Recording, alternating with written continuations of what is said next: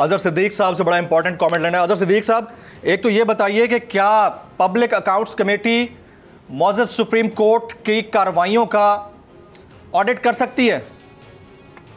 बहुत शुक्रिया जमील फारूकी साहब।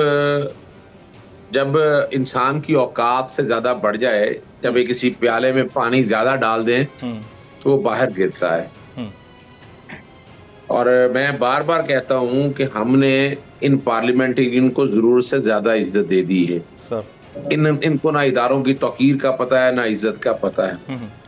नूर आलम की जुबान देखें, इतनी जुबान दराज है उनकी, वो शर्म उसको आती नहीं है कि भाई आइन और कानून नहीं आता तो इस तरह करो, मुझे दो, मैं ट्रांसलेशन करके दे देता हूँ तुम्हें उर्दू में। अच्छा ना सही, चलो फारसी में, मैं आपको कह दूंगा कि पंजाबी में पढ़ा दो इसको। तो बड़ी क्लैरिटी के साथ बातें हैं। इस वक्त क्या हो रहा है? क्या हो रहा है इस वक्त? जो काम वो कर रहे हैं वो सुप्रीम कोर्ट की अहकामत पर अमल दरामद नहीं करना चाहते। वो एक प्लानिंग के साथ इदारों को, यानी ये अपोजिशन को रिप्रेजेंट करते हैं। मुझे ये बताएं इनका क्या ताल्लुक है? नूर आलम ने जो जुबान इस्तेमाल कर रहा है, जो कर रहा है, ख्वाजा आसिफ साहब, सर ख्वाजा आसिफ साहब ने बहुत बोला है आज, कल भी। देखे ना, याद रखिएगा ये सब चीजें जमा हो रही हैं। बताता चलूं, ये आर्टिकल 69 का सहारा लेना चाहते हैं। आर्टिकल 69 का सहारा नहीं मिलना है इनको। वो बात देखें, जो प्रोसीडिंग आर्टिकल 6 लग सकता है इनके ऊपर, कंटेम्प्ट ऑफ कोर्ट या आर्टिकल 6। पहले तो आर्टिकल 68 की वायलेशन है कि आप किसी जज के कंडक्ट के बारे में आप पार्लियामेंट में बात ही नहीं कर सकते, वो वायलेशन है। जब वो वायलेशन करेंगे तो आप अपना हलफ तोड़ेंगे। जब हलफ तोड़ेंगे तो आर्टिकल 4 और 5 लगेगा। जब आर्टिकल 4 और 5 लगे, कोई कोर्ट भी आपको उठाकर बाहर फेंक सकती है। ये देखिए, ये पैसा जो आता है फेडरल कंसोलिडेटेड फंड से आता है और अदलिया का पैसा है सारा। अदलिया का पैसा सारा ऑडिट होता है। ऑडिटर जनरल सारी एक एक चीज को देखता है। ये बुलाना चाह रहे हैं, किस बुनियाद पे बुलाना चाह रहे हैं? ये कब होगा सर? 14 मई के बाद होगा। 14 मई तो आ गई, सर पे आ गई। देखिए, पहली तो बात है कि वो किसी खुशफहमी में है। अदालतें और सुप्रीम कोर्ट इसकी पाबंद नहीं है। वो कोई ना कोई किस तरह करेंगे, वहां से किसी क्लर्क को भिजवा देंगे ना, क्लर्क जाके उसका जवाब दिया जाएगा, इनको हाजिरी लगा देगा। आपको पर्सनल जरूरत क्या है? आपको कोर्ट है? आपको इख्तियार है किसी इस कॉन्टेक्स्ट में देखने का? आपको एतराजात बहुत सी बातों के ऊपर होगा, लेकिन इस स्टेज के ऊपर आप जो कार्रवाई कर रहे हैं, अपोजिशन ने तो अपनी साख वैसे खत्म कर दी ना।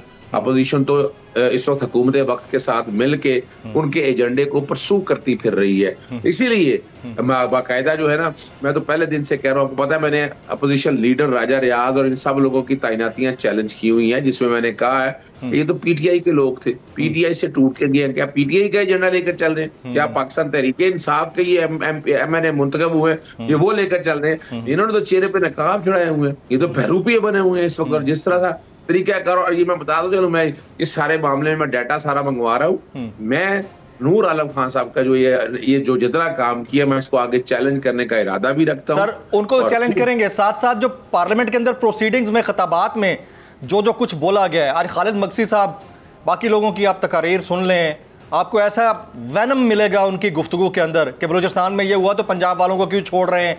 उनका जो आपको पता है कि गुफ्तगू का जो मरकज़ था वो इमरान खान साहब थे, लाहौर में बैठे हुए हैं। तो ये जो पार्लियामान की प्रोसीडिंग्स हैं, क्या ये चैलेंजेबल हैं किसी कोर्ट ऑफ लॉ में कि कोई इतना वैनम वहां से स्पिट कर रहा है? नहीं, देखें, शेख रशीद साहब की तरफ से ना, इससे पहले मैं लिख चुका हूं, मैं बाकायदा स्पीकर को लिख चुका हूं। स्पीकर को पता है, आपने 5 सफ़े का एक खत लिखा था सुप्रीम कोर्ट को। उस खत को अगर आप देखें तो उस खत को समझ आ जाती है। यानी उन्होंने 4 जजेस 3 जजेस की कंट्रोवर्सी, उन्होंने कहा फैसला नहीं मानते हैं, इस तरह की सारी बातें की। मैंने सारा डाटा मांगा, डाटा नहीं दे रहे वो, रिकॉर्ड नहीं दे रहे वो।